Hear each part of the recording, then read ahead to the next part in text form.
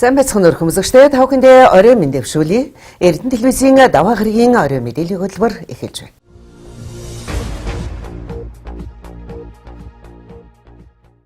Эрдэнэ төлөв удирдах ажилтны ээлж шуурхай зөвлөгөө өнөөдөр боллоо. Уламжил ёсоор Эрдэнэ төлөвийн хөдөлмөрийн аюулгүй байдал эрүүл ахуйн байгаль орчныг хамгаалах хэлцээс мэдээлэл хийлээ. Хөдөлмөрийн аюулгүй байдал эрүүл ахуйн байгаль орчныг хамгаалах хэлцээс өнгөрсөн 7 хоногт үйлдвэрийн хэмжээнд зохион байгуулсан үйл ажиллагааны тухай мэдээлэл хийлээ. 2017 оны 3 дугаар сарын 29-ны өдөр өргөн тээвэрлэх машин механизмтай харьцаж ажилладаг ажилтны сургалт замун шинээр ажилд орж байгаа ажилтнуудад зориулсан хөдөлмөрийн аюулгүй байдал эрүүл ахуйн сургалт явагдсан байна. 2017 оны 3 дугаар сарын 29-нд компани дулаан цахилгааны төвийн өргөтгөлийн ажлыг гүйцэтгэж байгаа Харбин Electric International компанид хөдөлмөрийн аюулгүй байдал эрүүл ахуйн ээлжид бус хяналт явагдсан байна. Эрдэнэ төлөвийн автын шалган нэвтрүүлэх постын гадна талын зогсоолоос болон үйлдвэрийн бүсээс гадагш чиглэлдээ хөдөлж байгаа тээврийн хэрэгслүүдийн хурдны хэмжилтийг компани хууль эрх зүйн газар хөдөлмөрийн аюулгүй байдал эрүүл ахуй байгаль орчныг хамгаалах хэлтээс автоврын байгууллага гэрээ цагдаагийн элтсийн албаагч нарт хяналт тавин шалгасан байна.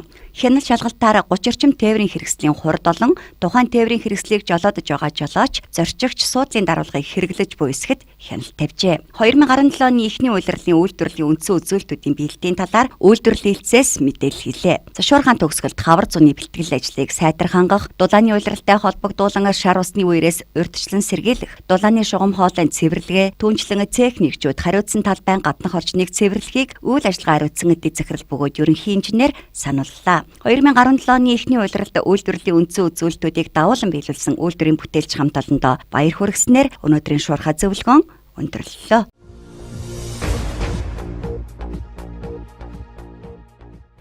Долоо хоног бүрийн эхэнд аймгийн засаг даргын таван газрын харьяа хэлтэс газрууд өнгөрсөн 7 хоногт хийж хэрэгжүүлсэн ажлаа тайлагнаж дараагийнхаа ажлуудаа төлөвлөдөг. Энэ удаагийн хурлаар өмнөх хурлын биелэлт үүрэг даалгаврын хэрэгжилтэнд анхаарч ажиллахыг үүрэг болгосон байна.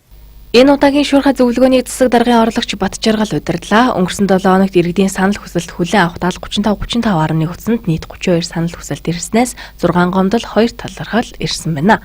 Хогны ачилт, хот тогтжуулах ногоон байгууламж, боловсрол соёл урлагийн газартай холбоотой, гэрэлтүүлгийн асуудал, нийтийн тээврийн үйл ажиллагаа, маршрут чиглэлтэй холбоотой санал хүсэлтүүд нэлээд ирсэн гэдгийг нэг цонхны үйлчилгээний мэргэжилтэн онцоллоо. Өнгөрөх сарын 20-с 26-ны өдрүүдэд аймгийн засаг дарга Батлууд иргэдтэй уулзалт хийсэн. За энэ үеэр иргэдээс гарсан саналаас олон нийтэд хамаатай 40 арга хэмжээг төлөвлөгөө болгон хэрэгжүүлж эхлээд байна. Тиймээс эдгээр ажлыг хэрэгжүүлэхэд чухал ач холбогдол өгч, явцын мэдээллийн эх 7 хоногийн даваа гарагт мэдээллийг үүрэг болголоо. Түүнээс гадна аймгийн иргэдийн төлөөлөгчдийн хурлын ээлжид 6 дугаар хуралдаан боловсролын салбарыг 2017-оос 2020 онд хөгжүүлэх, аймгийн эрүүл мэндийн салбарыг 2017-оос 2026 онд хөгжүүлэх эмч багш дэд хөтөлбөрүүдийг баталсан. Тиймээс үүнийг хэрэгжүүлэх ажлыг одооноос хэрэгжүүлж эхлэх хэрэгтэйг анхаарууллаа. Мөн цаг агаар хуураш төлөвтэй байгаа тул аймгийн онцгой байдлын газраас иргэдэд сэрэмжлүүлэг мэдээлэл хүргэх, хашаандаа өвс, хог зэргийг шатааж гал алтхаас урьдчилан сэргийлэх ажлыг зохион байгуулах шаардлагатайг анхаарууллаа. Жаргал сумын зүүн хороодлын айл өрхөд эрчим хүчний хүчлийг сайжруулах гэсэн үүрэг өгсөн. За шинэ станц өмчийн асуудал шийдэгдэхээр айл өрхийн шинэ станцаас бол тэжээнэ гэсэн биелэлтийг бол ирүүлсэн байна. Дэлгэрүүлж тайлбарвал Эрдэнэ тулгууны цахилгаан түгээх сүлжээ компаниас бол хийх байх гэж бодож байна. За дөрөвдүгээрт нь цахилгаан хэрэглэсний төлбөрийг бичихтэй гэрээний заасны дагуу тухайн хэрэглэгчд тоолуурын заалтыг харуулж гарсан төлбөрийг танилцуулсны үндсэндээ баримтад бичлэлт хийж байх гэсэн үүрэг өгсөн. За энэ хүрээнд бол цааш тоолуурын заалтыг харуулах, графикийн дагуу тухайн шийднээс заалт авч ажиллах. За ажлын цагаар хэрэглэгчдээс тоолуурын заалтаа харна гэсэн хүсэлтийг цаг тухай үрдэн шийдвэрлэж ажиллахаар болсон байна. За заалт авах үед бол боломжтой хэрэглэгчдэд бол заалтыг харуулах талаар байцаагч нарт бол үүрэг чиглэл өгсөн байна. За 5 дугаар сард гэрээний шинжилэлээр зохицуулт хийж хэрэглэгч хангагчийн төлөөлөгчийг байлгах талаар тусгах арга хэмжээ авч ажиллахаар төлөвлөсөн гэсэн мэдээллийг бол ирүүлжээ. 2017 оны 3 сарын 21-ээс 30-ны өдрүүдэд авто замын эвдрэл гэмтлийг тогтоох, авто зогсоолын өнөөгийн ашиглалтын байдал, замын тэмдэг тэмдэглэгээний чиглэлээр ажлын хэсэг хамтарсан үзлэг хийсэн. За энэ ажлын хүрээнд авто замын нөхөөс их ажлын зураг төсвийг боловсруулад дуусаад байна. Удахгүй ингээд нөхөөсний ажил 5 сар гараад эхэлнэ. За найрамдлын өндөрлөгийн 17 ширхэг самбарыг сэргийн засварлаж, өнгө үзэмжийг нь сайжруулан хотоо цэвэр тэмцгэр байлгах урайтай сурталчилгаа ануусыг байрлуулсан. За гэр оролын айл өрхийн хог хаягд ажил тээвэрлэлт хойрын дагуу явагдаж байна. За шанд даваа тавгуудаас эхлэн очиж дууссан. Одоо 31-ний байдлаар их залуу наран багуудад хог хаягдл тээвэрлэж байна. За аймгийн засаг даргын 2017 оны 3 сарын 27-ны өдрийн А150 тооц захирамжаар 12 дугаар сургуулийн дотор гэрэлтүүлэг, за тамгын газрын төв байрны дээд хаалганы дээврийн ажлыг бол засахад эхлүүлээд байж байна. За уртын гол их залуу яргуут Эрдэнэбагууд гэр хороолд шар ус ихээр орж ирж байгаа. За онцгой байдлын газар, хот төгжүүлэх газар багуудтай хамтран арга хэмжээ авч ажиллаж байна.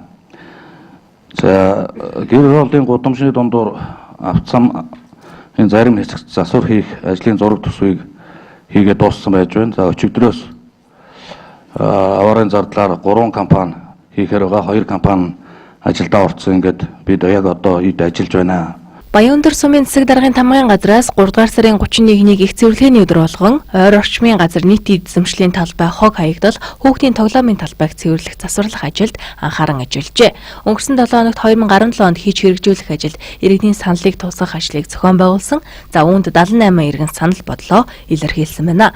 Энэ сарын 6-наас эхлэн 11-ний чиглэлээр Баяндөр сумын малчдыг тойрохоор хариуцсан хилтэс тасгийн албаа хаагчид бэлтгэл ажлыг хангаад байна. Малчин багийн дахин байгуулах талаар санал асуулгын маягтыг иргэдээр бөглөөлж байгаа тухай сумын засаг дарга мэдээллээ. Төлөлийн мэдээллийн хувьд Жаргалан суманд 1719 төлмөл бойжиж 130 төлөлийн хоригдолтой байгаа бөгөөд 1473 толгой мал зөв бусаар хоригджээ.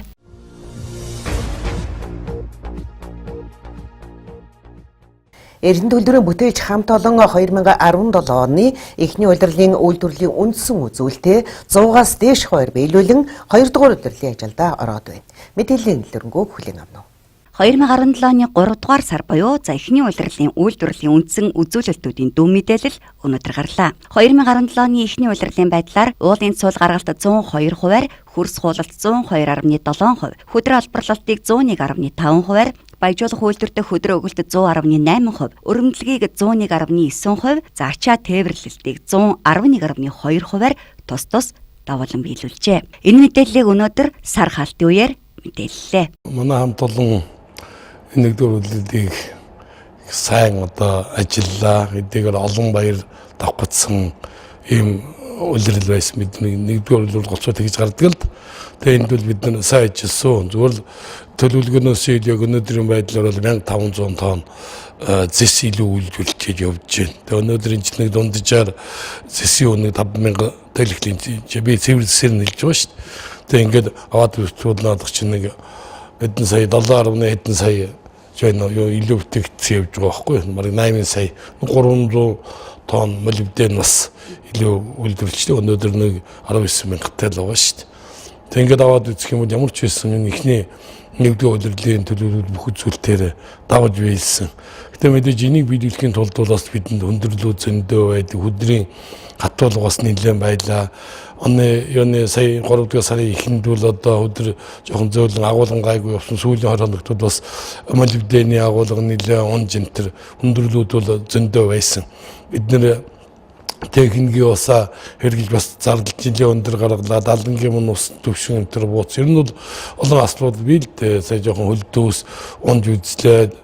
Төөрүүлэгчийн хувьд бол энэ жил бид нар хөлдөөсөнгүй авсан арга хэмжээний хийсэн юмнууд бол зөндөө цаашид манай хамт олон ажиллах өнөөдөр бол ер нь нэлээ сунжирсан урт зөвлөгөөн боллоо шүү дээ. Яг энэ үйлдвэрийн өнөөдөр үйлдвэрлэлийн судсан дээр энэ ажлыг хийж байгаа хүмүүс, мэргэжлийн хүмүүс өнөөдөр энэ чиглэлээр бас нэлээ тодорхой ярилцаж тал талдаа өөрийгөө даалгаврууд авч ажлыг өшөө яах юм 4 сард бол одоо шар усны үергээд ингээл бид нэр бас 2 блок нь дээгүр нь одоо юугаа хөдрөө тээвэрлэж явчихдаг гэсэн билазийн зам өнтер орсон энэ цааш бас хөдрийн агуулгын тэр нөлөөлөх юмнууд бол бий. Тэгээ энэ мэт юмнуудаа нэлээ өөрчилж харлаа. Эрдэнэ үйлдвэрийн бүтээлч хамт олон 2017 оны 3 дугаар сарын байдлаар уулын цул гаргалтыг 5651 мянган метр куб төлөвлөснөөс 5766 мянган метр куб гаргаж 103.9%-аар төлөвлөгөөгөө биелүүлжээ. Мөн хөрс хултыг 2373 мянган метр кубээр төлөвлөсөн бол 2437,76 метр куб, 112700 туурш метр өрөмдлөг хийхээр төлөвлөн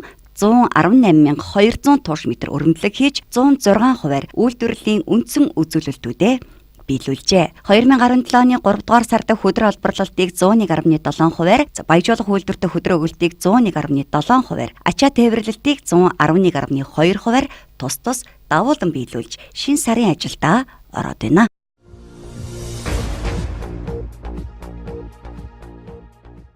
Даваагаргийн мэдээллийн хөтөлбөр танд урьж байна. Дараагийнх мэдээ танилцуулъя. Эрдэнэ үйлдвэрийн засвар монтажийн цехийн хамт олон 2017 оны спортын тэмцээний нээлттэй хийлээ. Энэ үеэр Малчдад туслах сайн үсэн аяны хандвиг Баян өндөр сумын удирдлагуудад гардуулан өгсөн байна. Засвар монтажийн цехийн энэ оны спортын тэмцээний нээлтийн үйл ажиллагаанд цехийн удирдлагууд Эрдэнэ үйлдвэрийн захиргаа хүний нөөцийн хилцээний орлогч Дарга Мөнхболд Баян өндөр сумын засаг даргын орлогч Од Гэрэлнар хүрэлцэн ирсэн юм а. Хөдөлмөрийн гавьяаны Улаантугийн одонд уулын спортын олон улсын хэмжээний мастер Монгол улсын шүүгч Бат Эрдэнэ, гар бөмбөгийн спортын мастер Дархан, ширээний теннисийн спортын мастер Удвал, явган аяллаа спортын мастер Хүдэрбаатар зэрэг тус цехэд ажиллаж байгаа спортын алдартнууд тус үйл ажиллагаанд оролцож тэдгээр тамирчдад хүндэтгэл үзүүллээ. Спортын нээлтийн тугийг тус цехийн гагнуурчин Эверестийн оргилд Монгол улс Эрдэнэ үйлдвэр цехийнхээ тугийг мандуулсан уулын спортын олон улсын хэмжээний мастер Бат Эрдэнэ мандууллаа. Мөн энэ үеэр засвар монтажийн цехийн хамт олон Малчдад туслах сайн улсын хандва холбогдох мэрэгжилтнүүдэд гардуул өглөө. Хүнс хөдөө аж ахуй хөнгөн үйлдвэрийн яамнаас мал аж ахуйн салбарт үүсч болзошгүй эртлээс урьдчилан сэргийлж цаг уурын онцгой хүндрэлийг хохирол багтай даван туулах зорилгоор Малчдад туслах сайн санааны аянд тус цехийн хамт олон энхүү нэгджээ. Спортын арга хэмжээ бол ажилчдыг эрүүлжүүлэх хамгийн үндсэн үндэс байдаг. Тэгэхээр манай бүх ажилчдыг хамруулсан 12 баг манайх багаар ажилладаг. Тэгээд энэ өдөр маань сагсан бөмбөгийн тэмцээнийг цехийн шилдэг сагсчид буюу легионеруудын тэмцээнээр одоо эхлэх гэж байна. За энэ арга хэмжээтэй давхцаад манайх одоо Малчдад туслах аянд одоо урайлга гаргасан. Энэ аяны хүрээнд манай цехийнхан малын нэмнээ, дулаан хувцас, бэли, чийдэн гэх мэт дандаа бодит зүйлээр тусламж үзүүлсэн байгаа. Энэ аяныхаа одоо хандвиг бас засаг даргын тамгын газарт хүлээлгэж өгж байгаа ийм арга хэмжээ өнөөдөр явагдаж байна. За энэ өвлийн тухайд бол одоо бас Монгол орон даяар засаг хэмжээгээр орж малчин төмний маань бас өвлжилт хөндөрсөн энэ цаг үед бол Эрдэнэт үйлдвэрийн хамт олон маань Баян өндөр сумын Малчдад Жаргалан сумын Малчдад одоо туслах аян өрнүүлж олон одоо сайхан арга хэмжээнүүд зохион байгуулсны одоо нэг нь бол өнөөдөр засвар өсөлтийн цехийн хамт олон маань манай малчин төмөнд сэтгэлийнхаа одоо гарыг сунгаж тусламжийн бараг одоо хүлээлгэн өгч байна. Ингээд засвар өсөлтийн цехийн хамт олон болон Эрдэнэ үйлдвэрийнхаа нийт хамт олонд Баян өндөр сумын засаг даргын тамгын газар түүний нэрийн өмнөөс одоо бас баярлаж талархснаа илэрхийлье. Нийт малчдынхаа өмнөөс одоо та бүхэндээ баярлаж байгаагаа илэрхийлээд ажлын их өндөр амжилтыг хүсэн өрөөж байна. Засвар монтажийн цехийн хамт олон ажилчдынхаа эрүүл мэндэд анхаарч 2017 оныг эрүүл мэндийн хөтөлбөрийн хүрээнд эрүүл эвсэг хамт олон бүрдүүлийн урайнд ор цехийн залуучуудын холбоотой хамтран зохион байгуулахаар төлөвлөсөн байна. Тус хамт олон 2016 онд нийт ажилтнуудаа 13 багт хуваан спортын 10 төрлөөр тэмцээн уралдаан зохион байгуулж тэргүүн байрыг эрэгтэйчүүдээс тод гэрэл ахлагчтай баг, эмэгтэйчүүдээс туяа жиргал ахлагчтай баг тэргүүлсэн. За энэ жилийн хувьд 12 багийн 100 гаруй тамирчид спортын олон төрлөөр өрсөлдөж ахвалт самбаагаа сорихоор төлөвлөжээ.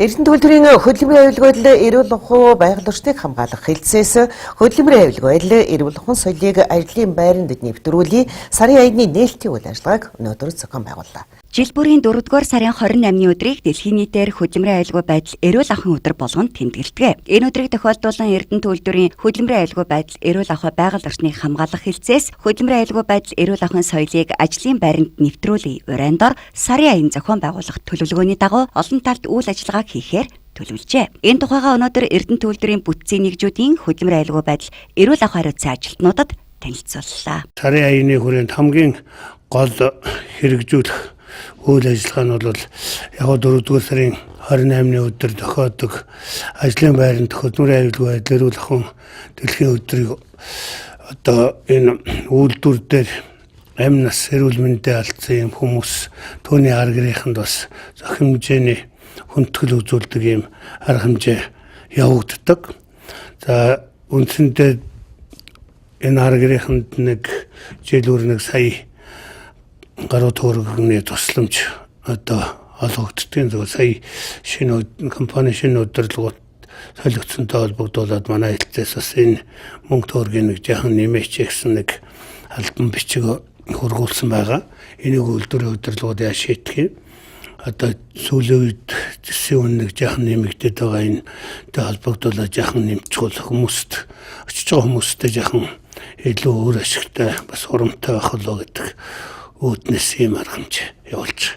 Хоёрдугаарт одоо энэ үйлдвэрлэл дээр хэрэгжүүлж байгаа ностой эрсдлийн удирдлагын систем гэдгийг манай Баяжуулах апрагийнхан одоо өөрийнхөө үндсэн хэсэг болох засварын хэсгээр 2 жил гаруй нэвтрүүлээд хэвшсэн.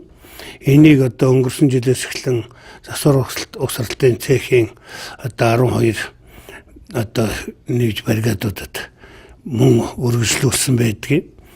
За энэ жилээс эхлэн нэн тэргүүн хаб багварлын шийдвэрээр ил уурхай засвар монтажийн цехийн одоо цэхэд бүрэн хэмжээгээр нь хэрэгжүүлэх юм үйл ажиллагаа хамгийн том одоо зорилго нь болж хэрэгжих гэж байна. Сарын аяны хүрээнд зохион байгуулах ажлын төлөвлөгөөг тус хэлтсийн хамт олон хэлэлцэж 6 чиглэлээр хөдөлмөрийн аюулгүй байдал эрүүл ахуйн соёлыг нийт цех нэгжүүдийн ажлын байранд нэвтрүүлэх ажлыг зохион байгуулах юм а. Нийт ажилчдын дунд хамгаалах хэрэгслийн зөв хэрэглээ аянг зохион байгуулж эхэллээ. Иймээс ажилчдад хөдөлмөрийн аюулгүй байдлыг ханган ажлын хувцас хамгаалах хэрэгслээ ээж бүрэн өмсөж, чихэвч, амны хаалт, түүнчлэн ажлын дуулга малгайгаа бүчилж ажилдаа гарахыг аяны хүрээнд хэвшүүлэхээр хөдөлмөрийн аюулгүй байдал эрүүл ахуй байгаль орчныг хамгаалах хэлцээс төлөвлөжээ. Жил бүрийн 4-р сарын 28-ны өдөр тохиодог үйлдвэрлэлийн ослын улмаас амь насаа алдсан ажилгчдын дурсгалыг хүндэх өдрөөр ажилгчдын арга гэрээхэнд сэтгэл санааны болон материалын тусалцаа үзүүлэх ажлыг аяны хүрээнд зохион байгуулах юм байна.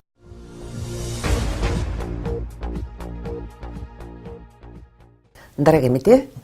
Эрдэнэ төлбөрийн нийтийн холбооны санаачлагаар хоол үйлдвэрлэл хүнсний салбарт ажиллаж байгаа тоогоочдод эрүүл ахуйг сахин ажиллах, стандарт чанарыг мөрдөн ажиллах тухай сургалтыг зохион байгуулсан байна.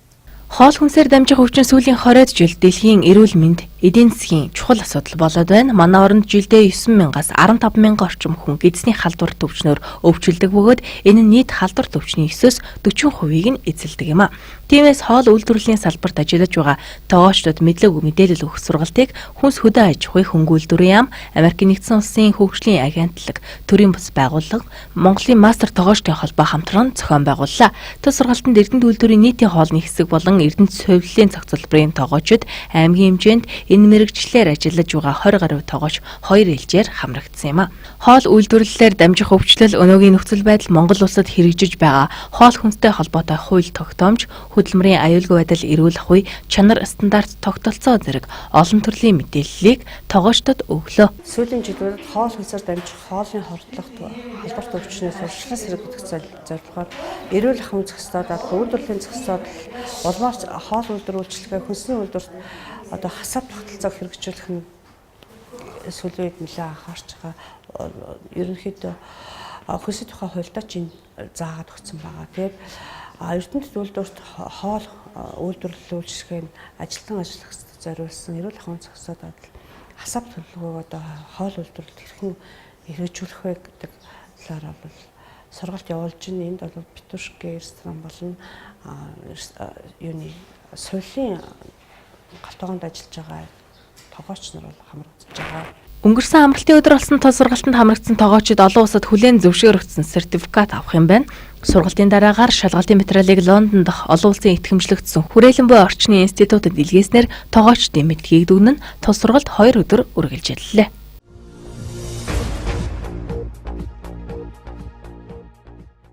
Манай мэдээллийн хөтөлбөрөөр зочны ярилцлагын цагаар үргэлжилж байна. Зочинтой сэтгүүлч Батбаяр ярилцсан.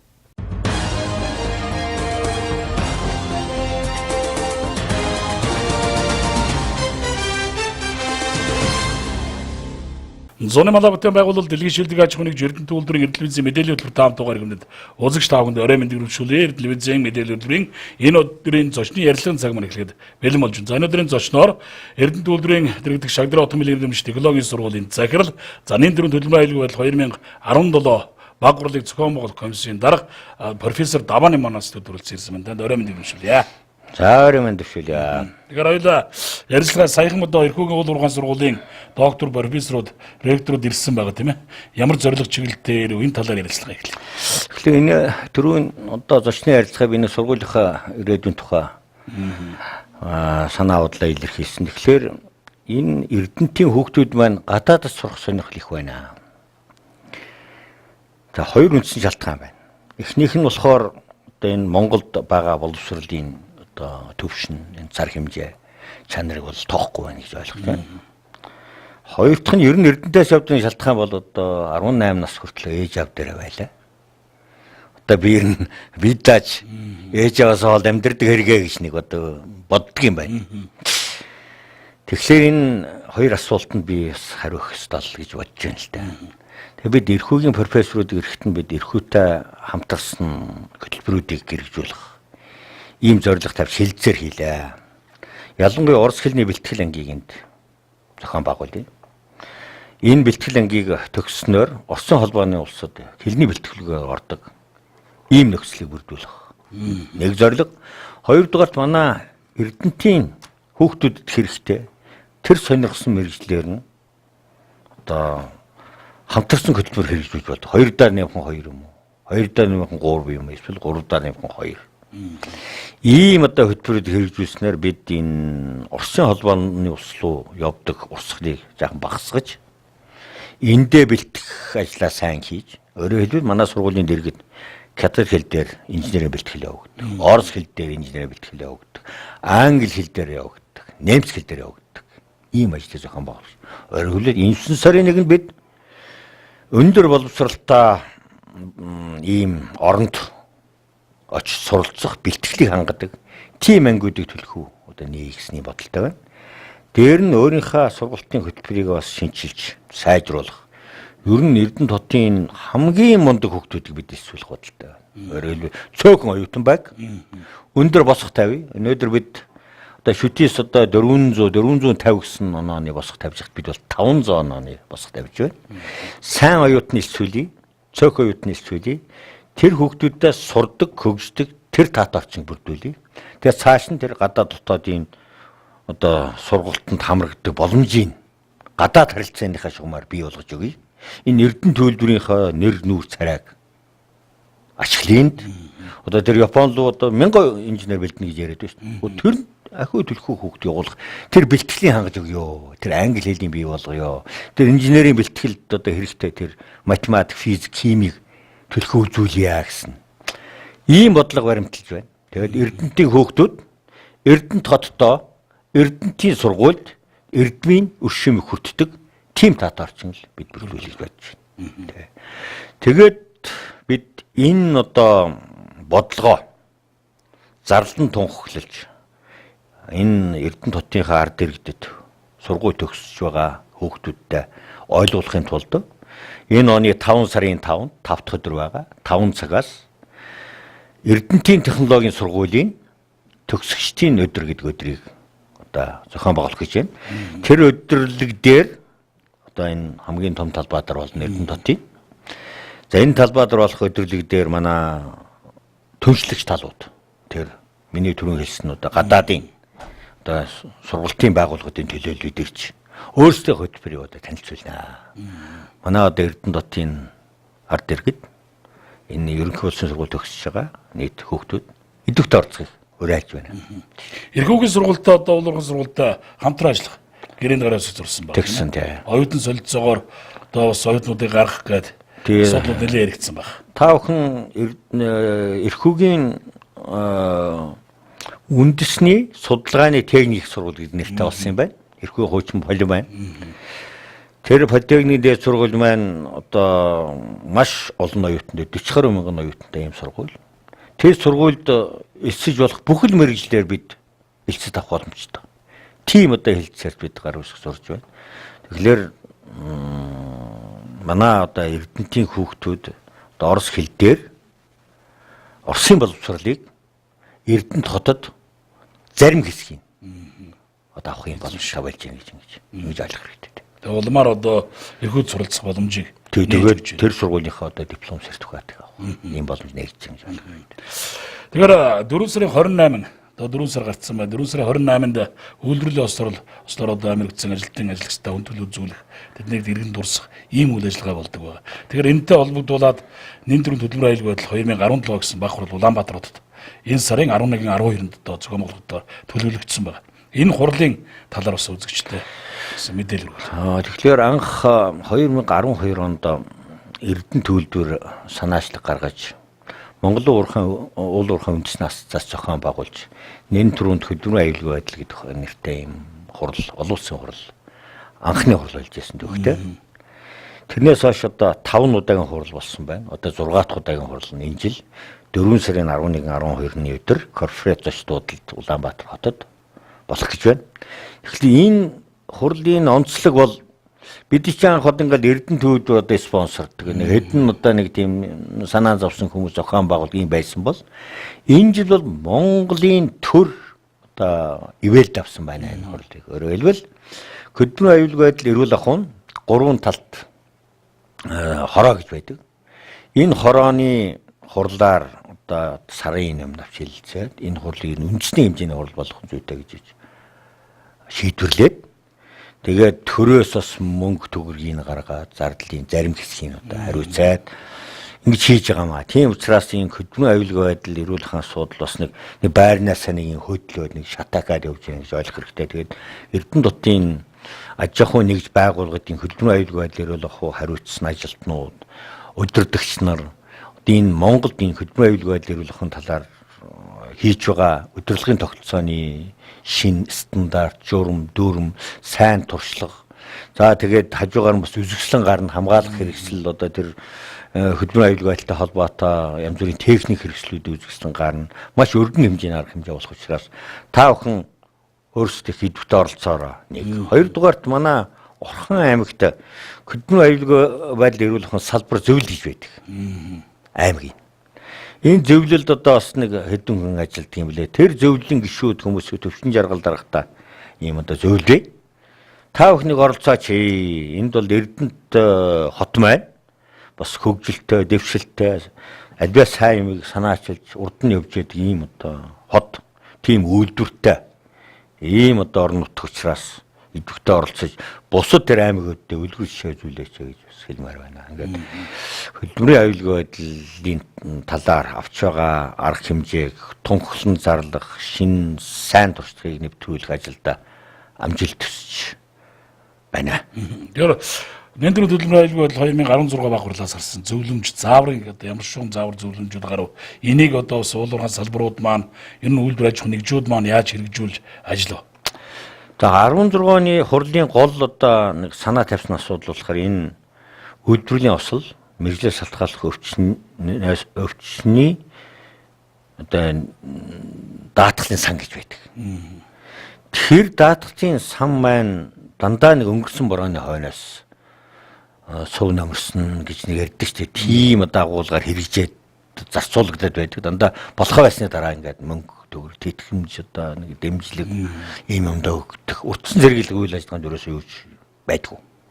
Тэгэхээр энэ сангийн үйл ажиллагаа утсан зэрэглэг ажил шилжүүл одоо ингээд хандуул ягсны юм өрөө гаргаж энэ талаар бид нийгмийн даатгалын ерөнхий газрын нэлээд хамтарч ажилласны үр дүнд Германы одоо даатгалын сантай хамтран ажиллах санам бичиг байгуулад тэдний туршлагыг судлах ийм ажлыг хийгээд тэгээд энэ нийгмийн даатгалтай холбоотой энэ асуудал нэлээд өндөр түвшинд гарч энэ жил одоо энэ хурал маань үндэсний хэмжээний болж тэр нийгмийн даатгалын сангаас энэ хурлыг санхүүжүүлэх асуудал гарч одоо бүтэж байна гэдэг бол энэ сайн зүйл гэж бодож байна. Цаашдаа одоо хөдөлмөрийн аюулгүй байдлын асуудлыг ойлгохдоо ямар нэгэн осол эндгэл гарсны дараа биш.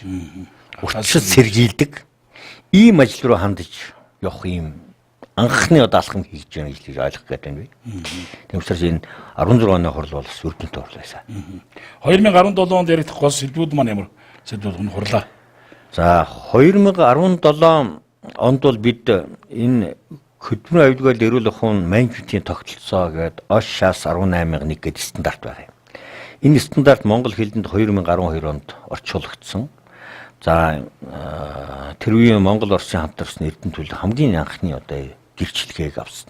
Баталгаажуулалт хийлгээд олон улсын стандарт нэвтрүүлж ажилласан энэ түүх байдаг. Тэр үед одоо 12 онд ганцхан байсан бол одоо 20-од одоо компани энэ одоо стандартыг одоо нэвтрүүлж хэрэгжүүлэх ажлыг зохион байгуулалт явуулж байна. Энэ их сайн хэрэг. Тэгээд энэ стандартыг нэвтрүүлж байгаа байгууллагуудын сайн дуршлагыг бусад түгээх юм ажлыг хийхээр зорж байгаа. Энэ жилийн хурал бол дандаа сайн юм датгаа ярина. Муу юм ярихгүй. Тэгэхээр уул уурхайн салбар сургуулиуд бол одоо бас их байна. Доромтой аймаг, Улаанбаатар, за Эрдэнэ тутгал энэ хотуудад одоо бас Дархуул аймаг гэдэг энэ аймагуудад одоо уул уурхайн сургуулиуд байгаа. Энэ сургуулиуд дээр за уул уурхайн сургуулиуд гэлтгүй бас одоо бусад сургуулиуд дээр одоо бас энэ оюутнуудад энэ хаабын талаарх хичээл сургууль зөвлөмжүүдийг оруулах тал дээр ямар бодолтой байдаг вэ? За энэ жилийн баг хурлын нэг салбар хуралдаан бол хөдөлмөрийн аюулгүй эрүүл ухааны сургалтын асуудлаар байна. Ер нь тэгээд энэ хөдөлмөрийн аюулгүй байдлын одоо тэр эндэгдэл хэлж ирдгүй хийсч ирдэг гайшүүдээ нэг талаасаа нөгөө талаас энэ бол зан үйлтэй холбоотой, зуршилтай холбоотой.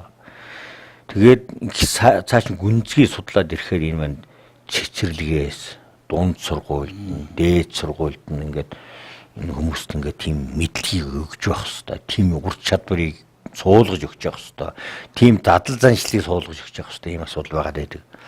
Гэхдээ та нар боддоо одоо Герман улсад хүүхдийг тийм одоо явган хүний гарцгүй газараар хөтлөөд явах юм бол чаргуулдад явахгүй байхгүй юу? Яагаад вэ? Тэгвэл одоо энэ ойлголтод тэгж болохгүй.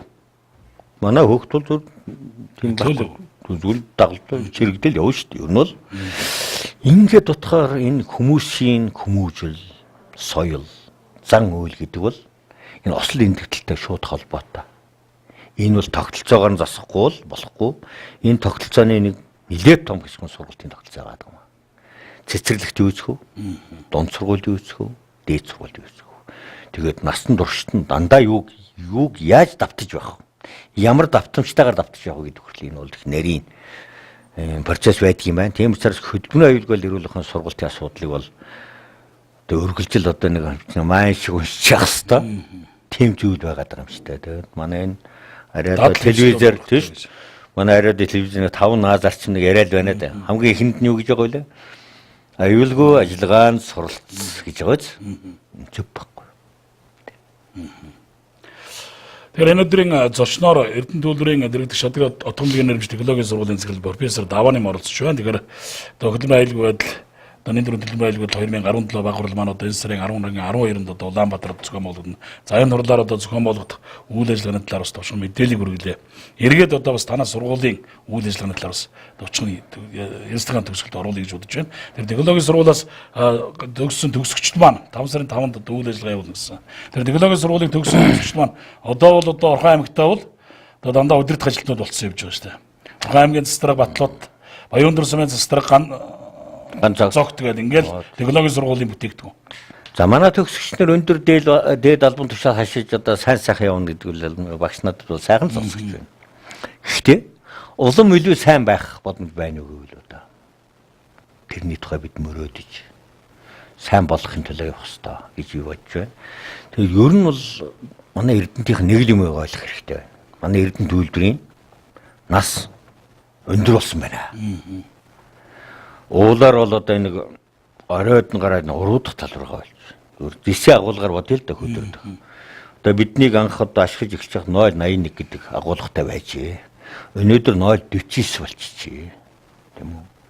Нөөл маань бядаж уруудаад ирдэг байсан бол одоо 2 таарк хийгээд өксөж гарч ирдэг болж байна. Эсвэл тэр хэмжээгээр зардал. Энэ уул геологийн нөхцөл маань биднээс хамаарахгүй шалтгаанаар хөндөрч байна. Энэ Эрдэнэт төлбөрийн маань байгаа байдал маань өөрөө энэ бас тийм хэцүү тал руугаа явж байна. Энэ одоо яаж одоо дээшээ хөгжүүлдэг яаж энэ хэмжээнд барих вэ? Өнөөдрийн амьдралыг яаж хадгалах вэ гэдэг тухайд өнөөдөр бодох хэрэгтэй шүү дээ. Энэ үйлдвэрийгээ дагаад энэ үйлдвэр дагсан хотын маань амьдрал яг л тийм л байгаа шүү дээ. Тийм учраас энэ байдлыг манай эрдэмтдийнх нь ойлгох хэрэгтэй. Бид бол энэ одоо хөрсөн төвшингээ яаж хадгалах вэ? За яаж хөгжлийн зам руу орох вэ гэхээр манай засаг дарга ярьж байгаа шүү дээ батлууд. Эрдэмтийн хүнийг хөгжүүлнэ гэж тийм ээ. Манай үйлдвэрийн ч одоо зам тийм байх. Энэ одоо хүний хөгжил гэдэг бол үнэхээр чухал байна. За тэгээд за энэ манайхан ч одоо бүгд Харвард очиж сураад ирэхгүй да. Тэгвэл эрдэмтийг хөгт хөгжүүлнэ. Эрдэмтийн хөгтийг эрдэмтийн сургуулийг хөгжүүлнэ гэдэг ийм философи хэлсэн. Энэ эрдэмтийн төлөө чиний зүрх хамгийн илүү цоглох бай. Энэ манай сургуулийн энэ эрдэмтэд байгаа сургуулиудын багш нарын зүрх нь одоо илүү цоглох бол гэж би бодох юм ба шүү дээ. Тэгээд би энэ сургуулийг нээлттэй болгоё. Орчин сургуулийн нэг хэсэг нь аваад ирээ, чаддаг хэсэг нь өөрсдөө хий. Америкийн сургуулийн нэг хэсэг нь аваад ирээ, чаддаг нь өөрсдөө хий. Тэр Канадын сургуулийн нэг хэсэг аваад ирээ. Тэгэхээр энэ сургуулийг дэмждэг тийм хүмүүсийн тоо олон болоосоо гэж бодож байна. Та сургалтыг дэмжиж байна гэдэг бол сургуулийг дэмжиж байна гэдэг бол эрдэмтийн ирээдүйд томоохон чулуу тавьж гэнэ үсэх. Эрдэмтийн ногооны дэргэд бий болох тэр эрдмийн ногоод та чулуу өргөж ирэх гэсэн. Хүн болгоны чулуу өргөсөл гэж бодож шүү дээ. За баярлалаа. Тэгэхээр өнөөдөр бидний урилга хүлээж авч хүрэлцэн ярьж энэ өдрийн зочны ярилцсанд оролцсон танд болон танай хамт олон ус ажлын амжилт хамгийн сайн хүсье. Баярлалаа. За ингээд Эрдэнэт үзсэн мэдээлэл хөтөлбөрийн энэ өдрийн зочноор Эрдэнэт үйлдвэрийн дэргэдэх Шагдраа Утгамлын нэрвч технологийн сургуулийн захирал профессор Давааны оролцлоо. Бид бүхэн таамдаа үзэгч та бүхэнд баярлалаа. Мэдээлэл хөтөлбөр өргөлжиж байна.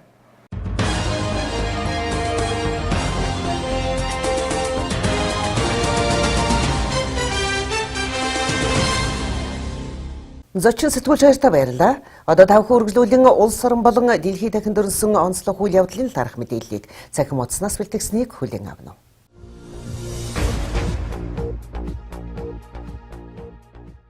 Өндөр өртөгтэй эмчилгээний зардлын 75%-ийг даатгалын сангаас төлнө. Эрүүл мэндийн даатгалын тухай хууль шинжилэн батлагдаж, эмнэлгийн тусламж үйлчилгээний нэр төрөл нэмэгдсэн төдийгүй санхүүгийн эрсдлээс хамгаалагдах боломжтой болсон.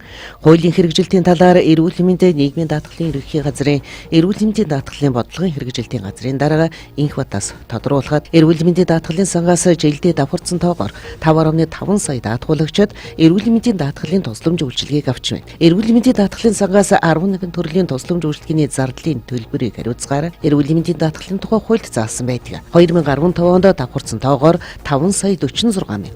Өнгөрсөн онд 5.5 сая даатгуулагчдын тусламж үйлчилгээний зардлын төлбөрийг эрүүл мэндийн даатгалын сангаас санхүүжүүлээд байна. Эрүүл мэндийн даатгал даатгуулснаар иргэд жилдээ 2 сая хүртэлх төгрөгийн тусламж үйлчилгээний зардлыг эрүүл мэндийн даатгалын сангаас төлөвлөх боломжтой гэсэн байна.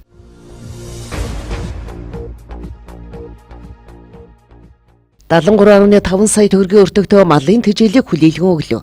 Хөдөөж ахуй хөнгө үйлдвэрээс Манчтад туслах сайн санааны аяныг эхлүүлсэн. Энэ хүрээнд Туркийн хамтын ажиллагаа зохицуулах агентлагийн зүгээс 73.5 сая төгрөгийн өртөг бүхий нийт 170 тонн малын тэжээл өвсийг хүнс хөдөөж ахуй хөнгө үйлдвэрийн яаманд албан ёсоор хүлээлгэн өгсөн. Ханд бус өвс тэжээлийг өвүүлжилт хаваржилт хүндэрсэн. Булган аймгийн Сэлэнг сум, Сэлэн аймгийн Жаргалан сум, Төв аймгийн Баян сум, Хөвсгөл аймгийн Цэцэрлэг сумын Манчтад хүрэх бөгөөд тусламжийн цуваа өнөөдөр хөдөлсөн байна. Дашрамд болоход ТК-гийн зүгээс 2016 онд зодын гамшигын үеэр Өврөнгай, Арангай, Завхан аймгийн Манчтад хүмүүнлэгийн тусламж үзүүлж байсан бөгөөд Манчтад хүмүүнлэгийн тусламж үзүүлэх төслийг хэрэгжүүлэхээр болсон байна.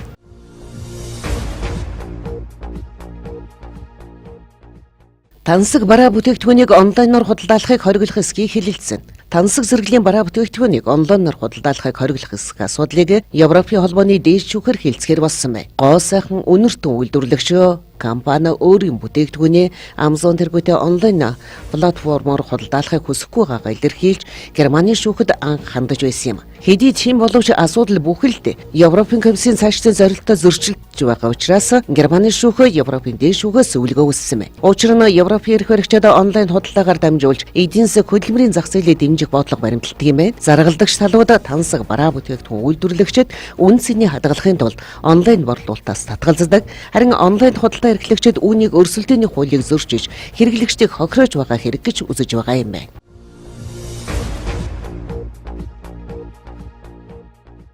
хамгийн их бохирдолтой улсын тоо нэгээр нэмэгдлээ. Дэлхийн хамгийн их бохирдолтой улсын жагсаалтанд өмнө Солонгос байлаа. Оны эхний саруудад тус улсын агарын бохирдол хамгийн өндөр түвшинд хүртлээ нэмэгдсэн байна. Бээжин, Дели зэрэг Азийн томоохон нийслэлд өшөлдсөн Хорт Манан Сөүл хотыг хэдэн 7 хоногийн турш бүргэсэн байна. Ингэснээр Сөүл дэлхийн хамгийн их бохирдолтой 3 хотын жагсаалтанд орж ирлээ. Жил бүр 9 тэрбум хүрлэх Америк долларыг хорт утаг буруулахад зарцуулдагч бохирдлын их үүсвэр багасахгүй байгаад өмнөс солонгосчууд санаа зовж байна. Энэ жил ирэх баригчид нарийн ширхэг тоосон сарын талаар 85 анхааруулга сэрэмжлүүлэг гаргасан нь өмнөх жилдээ харьцуулахад 100% өссөн үзүүлэлт юм. Дэлхийн эрүүл мэндийн байгууллагын 1-р ангил багтдаг канцероген бодис нь нарийн ширхэгт буюу тоосонсор бөгөөд амьсгалын тогтолцооны идэрхтэнд гүн нэвтэрч хор тавдар зэрэг төрөл бүрийн өвчин үүсгдэг байна.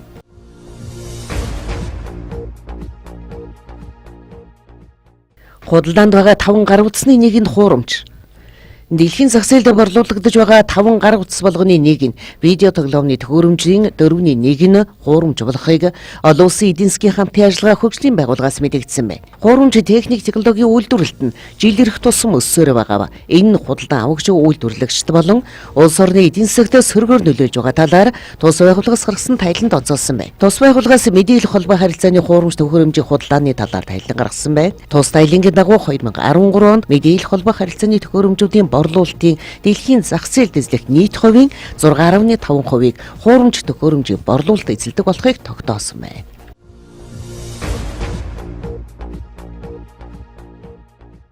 Японы ажилгүйчүүдийн төвшин 2.8% төрлөө.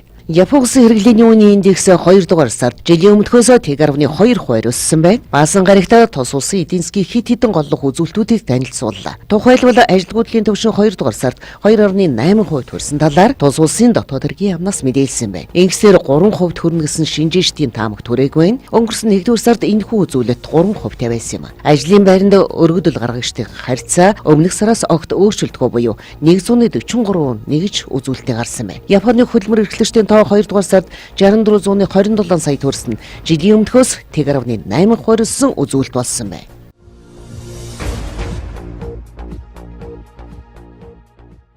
Мэдээллийн хөтөлбөрөөр төгсгөлдөө хотуудын ойрын 3 хоногийн цагаагаар мэдээ арилжааны банкудаас ирүүлсэн байлиутын ханшийн мэдээллийг хүргэе.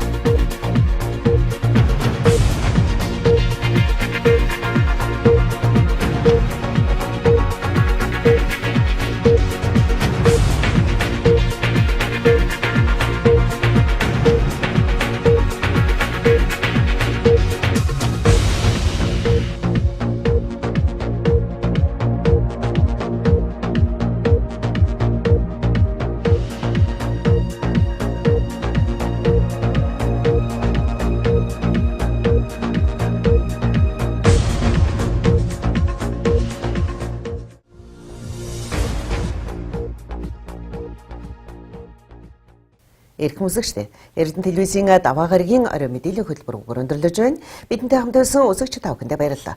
Та бүхнийх маргааш ажилд амжилт хүсье. Баяртай үзэгчдээ.